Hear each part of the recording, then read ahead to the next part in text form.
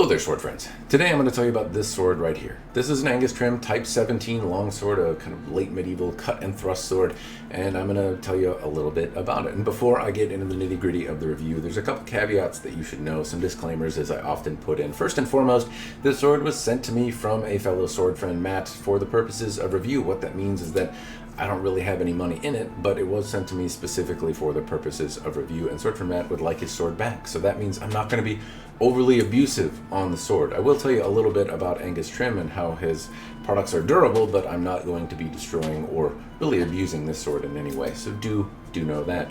The next bit is to really know that I'm not an expert in historic European martial arts or even a practitioner of those martial arts. So that means that from a practitioner standpoint, as I harp on and talk about this sword and how it moves in my hand, just know that it's coming from the perspective of a sword enthusiast, but really a novice in that realm. So those are things you should know before you hear the rest of the review. There you go. Moving on.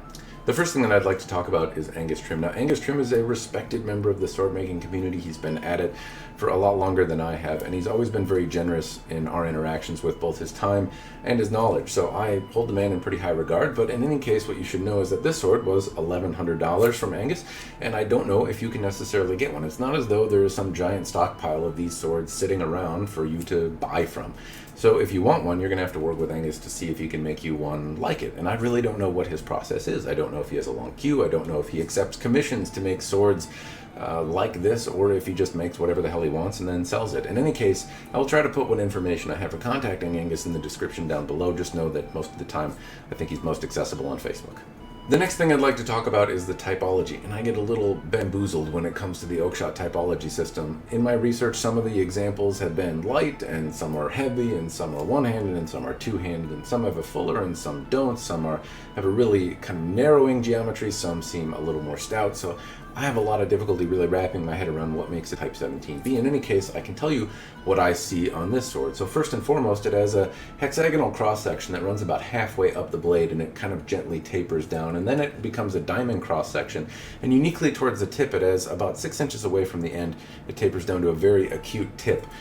Presumably for the late 14th and 15th century, this would be to expand a gap in rings or in some sort of armor, perhaps to find the gap. Dynamically speaking, though, I've heard that some of them are quite heavy and robust. This feels more nimble and light, but they could be nimble and light as well. What you may know from my previous reviews is that I'm a shit student of history, so take what I'm saying with a grain of salt. I don't necessarily know what it's supposed to be. I just had a lot of difficulty finding out what a Type 17b was supposed to be. In any case, there we go with the dimensions. Now we're going to move on to the review itself, and the first thing I'm going to talk about is the peen block. And basically I really like the execution on this. It doesn't look like it's been overdone or hit with a hammer several times. A lot of times these peen blocks can look a little bit rough. This has a very machined kind of look to it, at least in my opinion, but overall the execution is quite good. It almost looks like there's a hex nut in there that's been peened down, though I don't know that to be the case or not, and I'm hesitant to really try and figure that out because I would mar up the surface, and it's either way it's peened down, so that would be wasted energy. The point is I really like the look of it. The pommel itself is a wheel pommel, and it looks really nice. Notably, there are some chamfered edges around here which prevent it from really digging into your hand as you move it around, though I did experience some discomfort as I was grabbing the pommel and throwing it out. It just has to do with, you know, grabbing a metal disc and having it dig into the meat of your hand as you're throwing it out. My hand does gravitate towards the pommel. It's comfortable to grip, and I think if I were to wear a glove, it would be a much more comfortable experience than it is right now, just grabbing the pommel with bare skin. The other bit to note is that in terms of execution, there is no gunk left over, no residue left over on the pommel itself from the actual grip. A lot of times what I see is that the grip has this leftover garbage from when the lacquer was placed on, and I don't see that here. The execution looks really well done, and I'm a big fan. That brings us to the grip, and there are some very good things to talk about on the grip. First and foremost, the shape has a nice swell in the middle. It's also very easy to index. It's ovoid. It's comfortable. It has a tackiness to it, which you can probably hear as I grip it, but it doesn't get loose when it's wet. I was swinging this around in the snow a little bit, and I didn't find that it was slippery at all, and it's not so tacky that it feels dirty or bad. The seam along the edge here is also really difficult to notice. You have to kind of get it in just the right light to spot it, and all of the lines on here are really even and consistent and good. It looks really, there's not a lot to pick apart for me. It's a really well executed grip. The only thing I could say that's bad is that the tang inside here seems to rattle or bounce around inside the grip. I don't know what was used to fix it down, but it makes this noise if I give it a whack. And it almost makes me think that the tang is vibrating inside there. That doesn't give me the impression that the sword is bad. And honestly, as I was swinging it around, I didn't hear any of that type of noise as I was making contact with targets. It was really something I noticed when I was playing with the dynamics of the sword and trying to find the hilt node. I was playing around and I got to hear that it feels like the tang is rattling slightly inside the grip. So that's not great, but it's not necessarily detrimental to the use of the blade. It's more of an irritation, I suppose, if you do that a lot. That brings us to the crossguard. Now, aesthetically, I like the look of the crossguard. I think it makes a very handsome hilt. There is some chamfered edges that prevent my fingers from being chewed up as I grab onto it. The bluing is really consistent and even. It's not blotchy overall. There are machine and tooling marks on them, but they seem overall quite consistent. There's no real giant aesthetic issue, and I find it to be a very handsome crossguard. The only gripe I might have is this area right here where the crossguard meets the blade, and in effect it's just not perfect. There's a gap there, and I would like to see no gap, though I understand that it's a giant pain in the ass to do, and this is made by a human being, and making it perfect takes probably an enormous amount of time that most people aren't necessarily going to care about anyway. If I have to complain about something, I'll complain about that. The other piece to note about the crossguard is it's the first spot on the hilt where I'm really noticing that this is made by a human being. Some of the chamfered edges have deeper sweeps, there's some just minor asymmetry to it, and overall that human element is something that can drive people bananas. If you're really anal retentive about perfection, well, I would venture a guess that regardless of what you buy for $1,100, you're going to be disappointed. But this probably has some more imperfections or asymmetry to it that might trigger your OCD. Well, I noticed the things I do appreciate, that this is a handmade object, and the fact that a human held it and basically made it is it's a recipe for having some minor imperfections to it, though it does provide some blessings, and I'll talk about that when I get to the dynamics of the blade. In any case, note that there are some human elements here, and that's going to flow through the rest of the blade as well. Which I suppose brings us to the actual blade. Now, I've already discussed the typology bit with you, but some things to note. The polish on the blade looks like a 400 or 600 grit. It's rough, and that's not necessarily bad. Mirror polishes and whatever kind of polish you put on a blade very quickly get marred. In any case, it's handsome. It has kind of a satin look to it. In terms of European swords, this is reasonably clean. It doesn't have a ton of ripple marks along the surface of the blade. However, as I talk about uniformity, one thing I do notice is that the ridge lines on here wave around just a little bit. One, the hexagonal cross-section is off by about 3/4 of an inch, depending on which side of the sword you look at. That hexagonal cross-section seems to have some lines that wiggle around ever so slightly, and just at the tip here, it seems like it kind of veers off course just a little bit. Now that speaks to the fact that this is a hand-ground blade, or at least Angus Trim is doing something by hand with it, though it is notable that you can kind of see these wavy lines on it, and if that's a source of irritation for you, then I suppose know that they're there. In terms of sharpness, the blade doesn't necessarily have a super keen edge to it. It's certainly got a serviceable edge. It's sharp enough to cut tatami and bottles and things like that, but it's not as sharp as it could be. As I take it to just some base paper, it doesn't cut super well. That brings us to the cutting portion, and basically what I tested on were first off some water bottles. Note that I'm in my garage. It's really quite cold in my garage, so the tatami mat is a little closer to frozen than I would like it to be.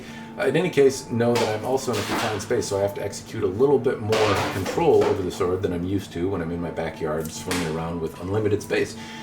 Anyway, the point is that it cut through water bottles just fine. When the water bottles were empty, it batted them around a little bit. I did note that the sword was actually really controlled and comfortable to move in this case. Thrusting was easy to get the tip where I wanted it to be, and cutting, it wasn't a problem. I felt very connected to the edge.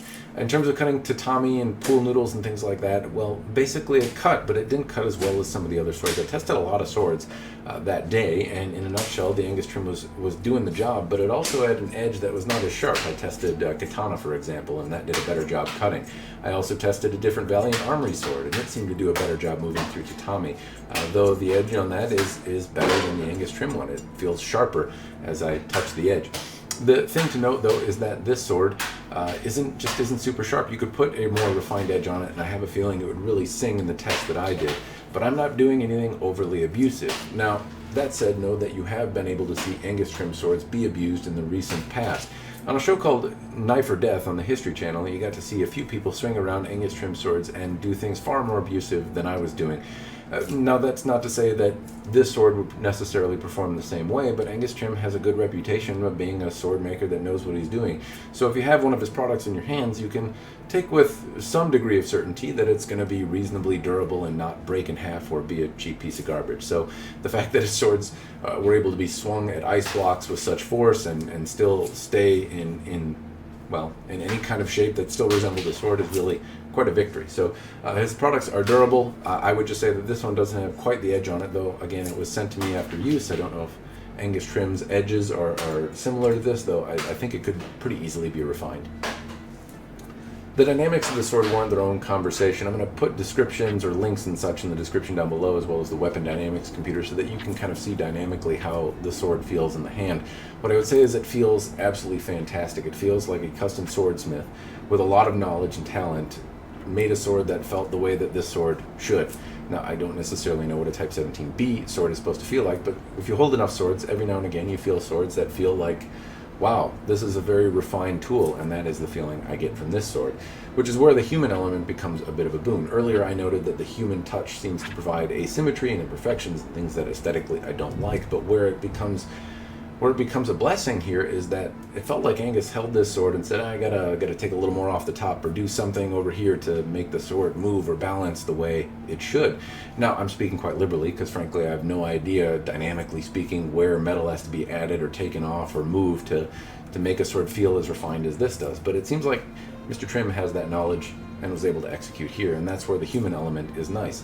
In comparison, if I look at Albion Swords, a manufacturer that I'm very fond of, they have good tolerances in their machining and very well-designed product, but they lack that human element that Mr. Pierce and Mr. Trim seem to have, and that means that the experience in my hand is just a sense of refinement that I don't find replicated with any mass production sword.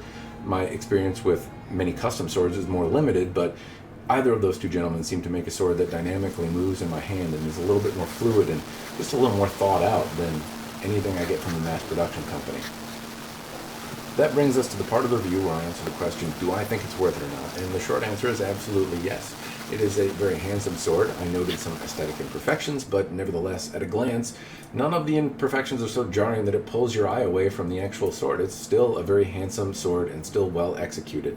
On top of that, I noted the refinement that you get in the feeling, which is admittedly hard to convey in a video. It's something that you kind of have to hold to feel, but at the same time, it's something that you just can't get regardless of what price you pay. It doesn't matter if you're paying $200 or $2,000. A sword that feels like a refined instrument in your hand is just not something that is widely available. Yet many of the pieces that I felt from Angus Trim as well as Mr. Pierce seem to have that tangible sense of refinement that I just don't get anywhere else.